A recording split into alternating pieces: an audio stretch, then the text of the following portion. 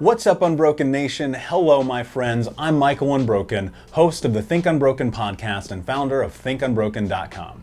And I'm honored to be your trauma coach and mentor because I believe that everyone is capable of getting unstuck, cultivating self-love, and becoming the hero of their own story. I believe that when implemented correctly, the practical tools and education you will receive from this show will help you lead an unbroken and extraordinary life. I believe that no matter what we come from, that we all have the ability to choose ourselves first, to create and manifest a powerful and grace-filled future, and love the reflection in the mirror. I believe that every day is a day to grow, learn, heal, and change.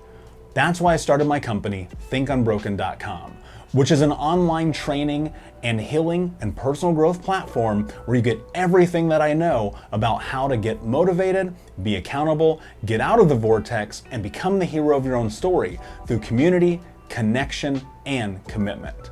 For more information, visit thinkunbroken.com. Please listen closely as you may learn just one thing that will help you be unbroken. And please share this episode with at least 3 of your friends because we all need community and connection in our healing journey. And be sure to DM me and tag me on Instagram at MichaelUnbroken so that I can say hi. I just want to thank you again for being a part of this, for listening and being a member of the Unbroken Nation. Now, let's get into today's show and make the world unbroken.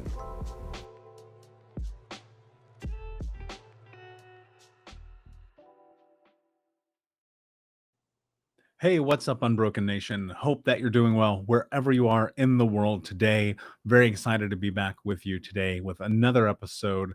And today I'm going to talk to you about my own personal weight loss journey. And the reason why I think this is so important is, to be honest, I don't think that I've really gone into depth on it before.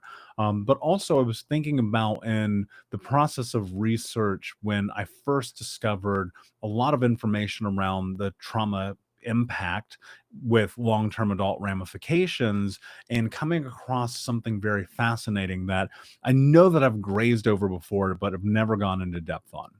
So early on in my healing journey, about 10 years ago, I started making fitness become a serious part of my life.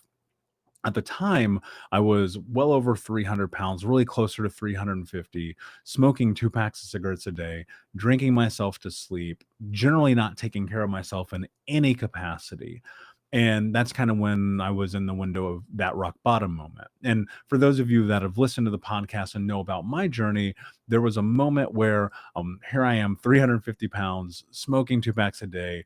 I'm lying in bed one morning, 11 o'clock in the morning, smoking a joint and eating chocolate cake while I'm watching the CrossFit games. Like, talk about the ultimate rock bottom moment.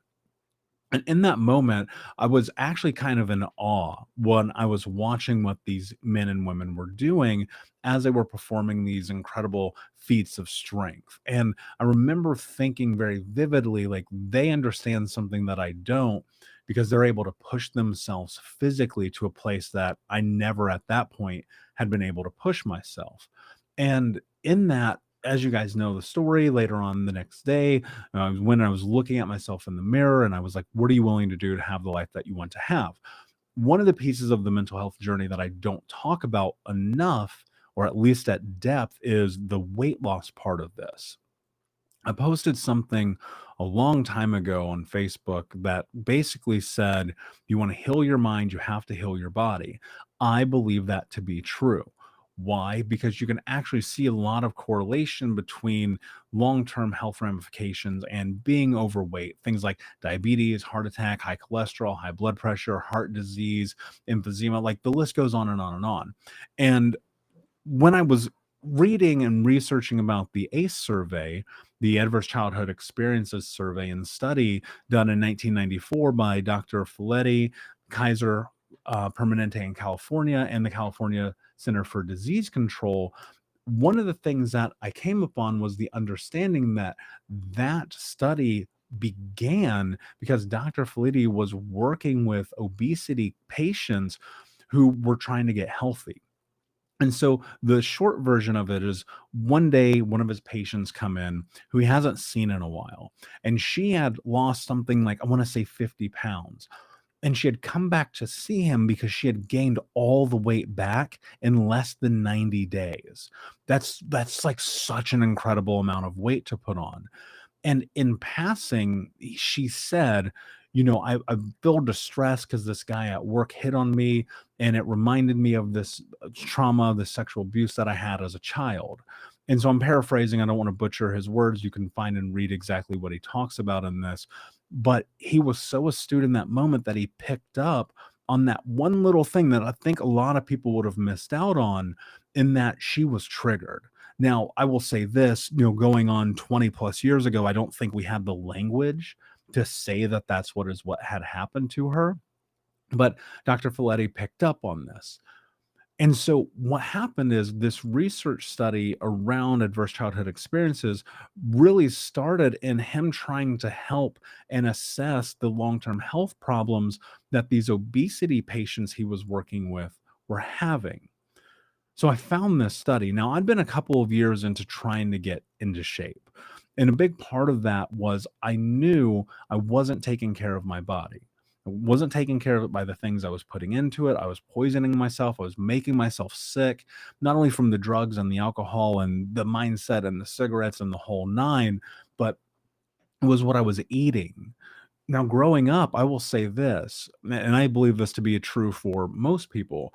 We kind of adapt into life based on the experiences that we've had that inform the decision making that we have. I've said this before. To get to where you want to go, you have to figure out how you got to where you are. And the diet part for me was such a profoundly difficult aspect of this journey. Growing up, our food consisted of, generally speaking, like pantry food from the church, a lot of processed food, a lot of boxed food, canned food, food that would be given to us, not only from the church but from the government. We were on food stamps and WIC, I think is what it used to be called. And we were only allowed to spend that money in some places. And so while my mother and my stepfather, to whatever extent that they tried to do their best, did their best, when it came to food, they were feeding us in the same way that their parents had fed them. Like, I almost look at food as like this weird, like, juxtaposition of generational trauma within its own right. And it can be really healing, but it can also be super detrimental. And so I look at also the way that my grandmother fed us when I would happen to be with her, in this really Southern style, like lard and deep fried food everywhere, and fried this and fried that, and sugar this and sugar that.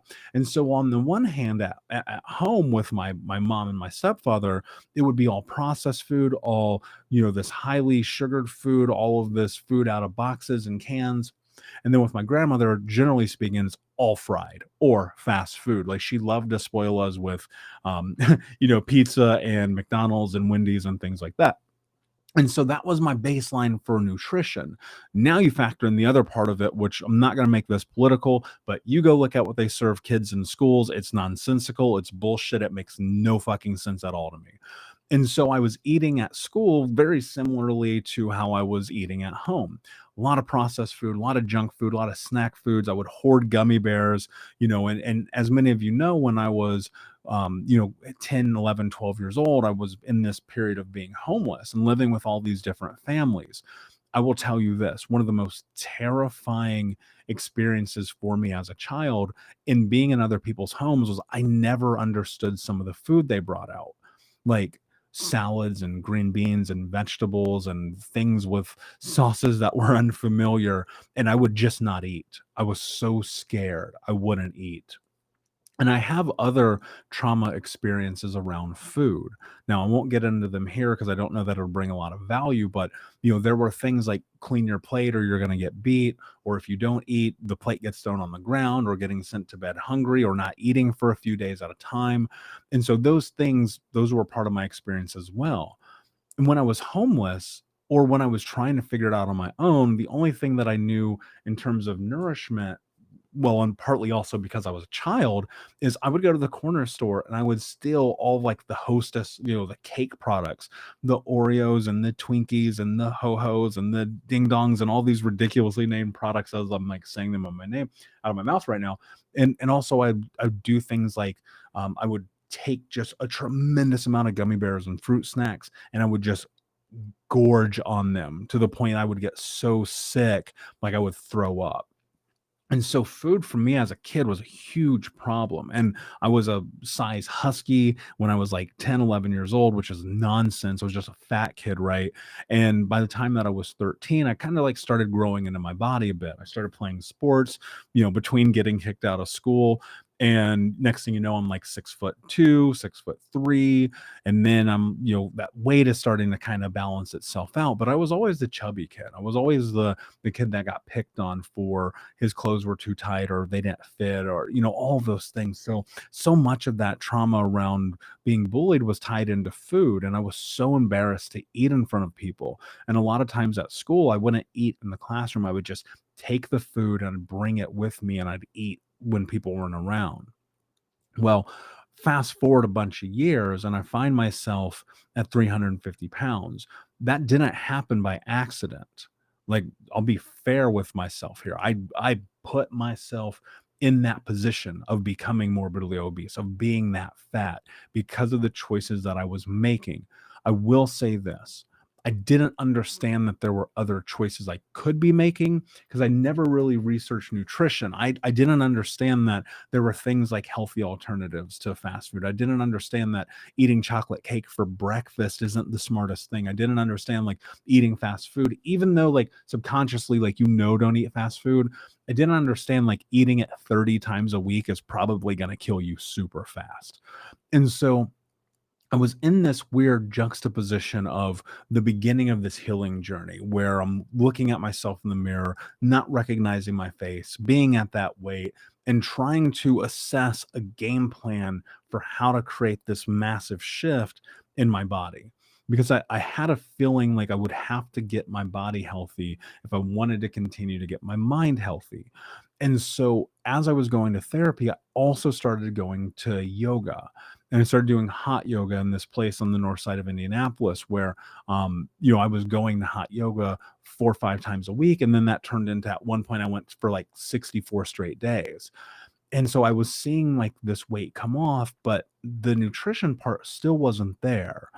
And I started thinking about, okay, well, what do I need to do to be healthier? And I am not even joking when I say this. I don't think I had a salad for the first time until I was like 22. Like, that's not a joke.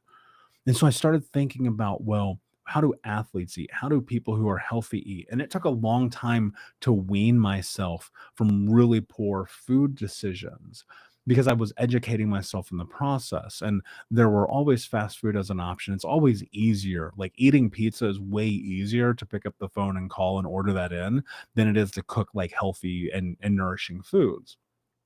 But I slowly weaned myself from it. And I'm not gonna lie, I still have my vices. Like, I love popcorn, right? It's still a huge part of my life. Anyone who knows me knows I'm probably eating popcorn 2, 3 times a week. But I try to make it, and I try not to do processed other foods in my day-to-day diet. And so this thing started happening as I was taking care of my physical body by putting healthier food in it. I noticed that the way I thought and felt about myself started to shift. I started getting this thing called confidence and self-esteem, which at 27 years old, I never had. I didn't recognize that that was a part of my experience. I didn't even know I was allowed to. Like, I never believed in myself. Being a little kid, being a teenager in my early 20s, like, I never believed in myself. And so as the weight came off, I started to get more confident. But it was a war of attrition. Like, the showing up day in and day out every single day for years and years and years, not drinking so much, not eating so much, not eating gummy bears for dinner, which, trust me, there's nothing I love more than like gummy bears and chocolate cake at the same time, optimally. But I had to make a decision. I had to make a choice. Was I going to go into the McDonald's that was in front of the gym? Like, fuck you, McDonald's. This is such a common. Anyway, I'm going to go on a rant if I go down that page. But in front of the gym, there was a McDonald's and there was a bar. And for years, I would go to the McDonald's, I would smoke a cigarette, I would go into the bar, smoke a cigarette, look at the gym and be like, tomorrow. And then I started thinking about, well, you know what? No, tomorrow. You have to, for lack of a better term, I was saying to myself, you have to like pay the taxes. This is how I used to talk to myself about it. I was like, you have to pay the taxes for all these things that you've done. There's a bit of suffering that's going to have to take place to get the ball rolling here. The yoga helped me start this process of getting closer and more in tune with my body. It helped me with being dissociated. It helped me in a lot of different areas. But getting into the gym and picking up heavy weights and moving my body on treadmills and doing the fitness classes was a challenge that was far more mental than it was physical.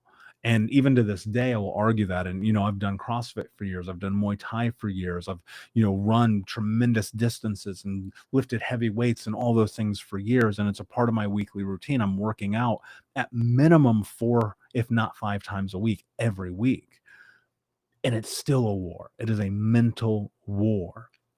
And so in that, I was challenging myself, like understanding that it was going to be painful. And instead of fighting it, which I used to for years, I said, what if I just go again tomorrow? And I talk to you guys about momentum all the time, but this was the thing that I really started to hold on to. Like, can I just go tomorrow? Can I go tomorrow? I went today. Great. Can I just keep the momentum going into the next day and the next day and the next day? And it's these small, incremental, microscopic choices and decisions that started creating the momentum. And as I watched the weight come off, I felt better about who I was. And as I watched the food I put into my body felt better. It felt stronger. And look, there's always going to be an ebb and flow to it. There's always going to be a back and forth to it for me. I don't think I'll ever be perfect at it. And I don't want to be, because I do still want to experience the things in life that bring me joy, but there's so much more meaning in them when I have them now. It's when I'm having a dessert or if I'm having a cheeseburger, there's like something about it where it feels like the right choice. Hey, what's up, Unbroken Nation? Michael here. I just wanted to take a moment and invite you to the Think Unbroken community coaching sessions. We start these sessions at the beginning of every month, and we take a deep dive into the baseline and frameworks of what it means to get out of the vortex and become the hero of your own story through community, connection, commitment, and education. You can learn more about this at healtraumacoach.com, where you can fill out an application and sign up for a trauma healing call with me or my team to see if the Think Unbroken community coaching sessions is right for you. That's at healtraumacoach.com. We start at the beginning of every month. I cannot wait to see you there. And I'll be honest with you, if I'm not the right fit for you, we will help you find the person that can help you on your journey. But that's the same way I think about the foods that I'm not having. My mentor told me something really important one time. He said, you're going to have to give something up to get the life that you want to have. And in that, when it comes to food for me, I had to really think about so much of the poison that I was putting into my body. And it was all the alcohol, all the sugar, all the gummy bears. Guys, I'm telling you, I love gummy bears more than you can ever imagine. And in the last 6-7 years, I can probably count on one hand, let's call it 2. I'm probably in the 8 or 9 times that I've had gummy bears in the last few years. And here's why. Because I had to make a decision and I had to make a choice about what I was going to put in my body. And when I made that choice, I made a promise to myself to stick to it as much as humanly possible and to not indulge because I was trying to run from something or to satiate a feeling or pain that I had, but instead in those moments when I wanted something, to give it to myself without having to create a precedent for whether I deserved it or a catalyst for giving it, but instead just say, I want this, and so I'll give it to myself. in this process, one of the things that I also did, which I've mentioned before, is I became a certified personal trainer and nutritionist. I only did that for myself because I wanted to understand even more deeply the complexity of the human machine. And as I got more fit and I got more healthy, I was able to use my body more and more and more and do things I'd never done, like running a Murph and doing that on for CrossFit on Memorial Day, which is one of the hardest workouts I've ever done in my life. To be able to run mini marathons on treadmills, to do Muay Thai in Thailand and Vietnam and travel the world doing these things, and to be in this position where I was taking this beautiful care of myself. Because I think about this all the time, like taking care of your physical body, it's a gift. It is a gift that you have to give yourself in the same way you take care of your mental body, your mental health, not your mental body. But it's a gift the same way you take care of your mental health. Because if you think about it and you really break this down, when you're doing self care at this scope and at this scale, to not take care of your physical body, I think is at your own detriment. And I used to be the guy who would look at it and go, it's DNA, it's genetics, it's my grandmother, it's my mother, it's blah, blah, blah, it's my ethnicity. This is the reason I'm so big. But it wasn't. It wasn't. I'm not saying that that's not true for some people. I don't know. I'm not you. I'm just saying for me, that wasn't the case. The truth was, I was making choices that were not the right choices to be healthy. And so I had to start asking myself, can I eat the salad instead of the cheeseburger? Can I, instead of the milkshake and the french fries, can I go home and cook salmon and broccoli instead of going to McDonald's and getting what are those things called? They're so good. The McGriddle. Oh my God. Those things they're poison. I know McDonald's is gonna sue me. They're so good, but they're definitely poison. When you sue me, McDonald's, just know that I don't have anything for you, but you are poison. And instead of eating McGriddles for breakfast, right, could I put something healthy in my body, like overnight oats or granola or a banana or an apple, right? And I think about it all the time. This is all about momentum. It's microscopic. And today, I'm sitting here, I'm 6'3", 6'4". I should probably actually figure out how exactly tall I am. And I'm 219 pounds this morning. And I'm okay with that. And I don't get on the scale every day and I don't weigh myself. And there's days I know I'm 225 and there's days I know I'm 210. And if I got super unbelievably, incredibly strict like I was a couple years ago, I could be walking around at 200 pounds with a six pack. And I went from 350 to that. Now, that's a tremendous amount of work, a tremendous amount of effort, calorie counting, working out for 3 hours a day, that whole nine. I don't think that's conducive to the lifestyle that I want to have, but it was a challenge for myself. And I asked myself, could I get there? And I got there and I felt really good about it. And it was a challenge because, as you guys know, I'm always trying to challenge myself. But I would say long term, it's just not sustainable. It was too strict. It wasn't enjoyable. I never got to have fun when I was eating. And a big part of this journey and the shift of my trauma experience with food was learning how to have joy in eating, trying new restaurants, trying new things, going new places, cooking new meals, experimenting in the kitchen, and learning to fall in love with food to some extent. I'll say this, there's some foods I'll never eat. I just and call it limiting self-belief, fine. I get it. But there's some foods that I just when I eat them, my palate does not accept them as much as I want them to, right? But outside of that, I want to experiment. I want to try foods. I want to put healthy things in my body. But on some occasions, I'm going to have flan and I'm going to have gluten-free, no flour chocolate cake because it's amazing. And I'm going to have a glass of red wine with that. And I'm going to enjoy the moment. But I'll tell you this, out of the 30 meals that I may consume any given week, you you have to understand that 28 of those, 29 of those are going to be on point with my diet, right? Because I made a choice and I made a decision to put healthy food in my body. And so I want you to think about this. Now, because I'm no longer a certified nutritionist and fitness coach, I'm not going to give you advice on what you should do because that's not in alignment with the agreement that I made to myself when I got certified. But there is a ton of information out there. And I think that you have to figure out what works for you. And I think that in this process, like the measurement, and I want to be clear about this, the measurement for physical fitness to me, it was never about the weight. It was never, and it still isn't. That's why I'm comfortable walking around with a few extra pounds on me.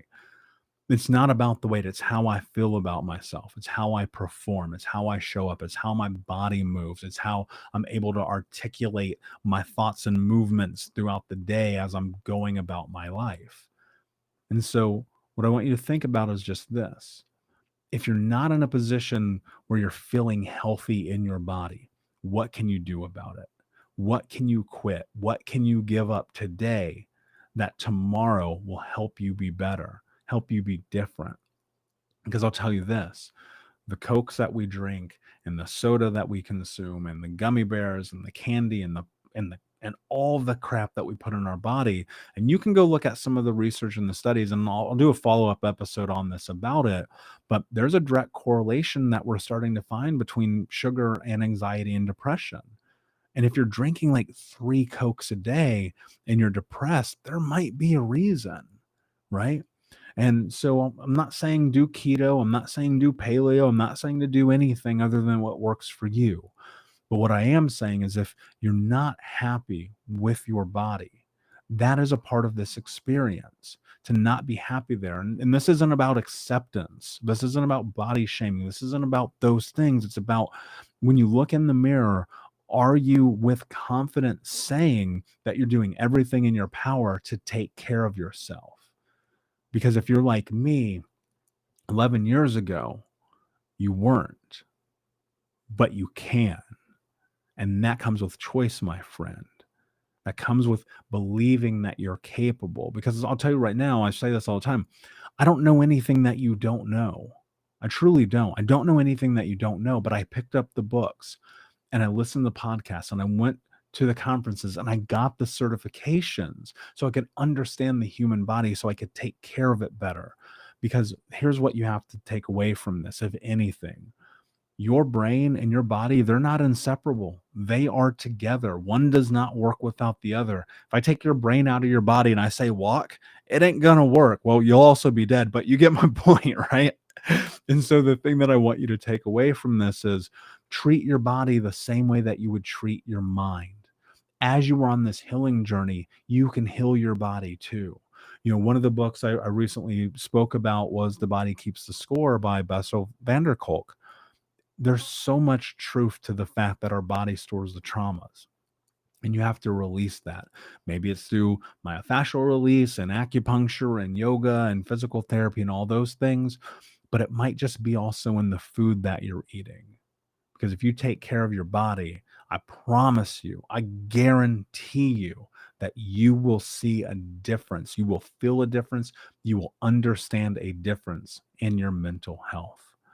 So I hope this was inspirational for you. I hope it was just something for you to think about today. Can you make one little change today? Can you give up something that's in your way of having the life that you want to have to adopt something new that can help you become more in tune with your body, help you feel healthier about it, and help you in your mental health journey? So, my friend, thank you so much, as usual, for listening to this episode of the podcast. Please like, subscribe, comment, share, tell a friend. If you're on iTunes, please leave a review. It means the world to me. And until next time, my friends, be unbroken. I'll see you.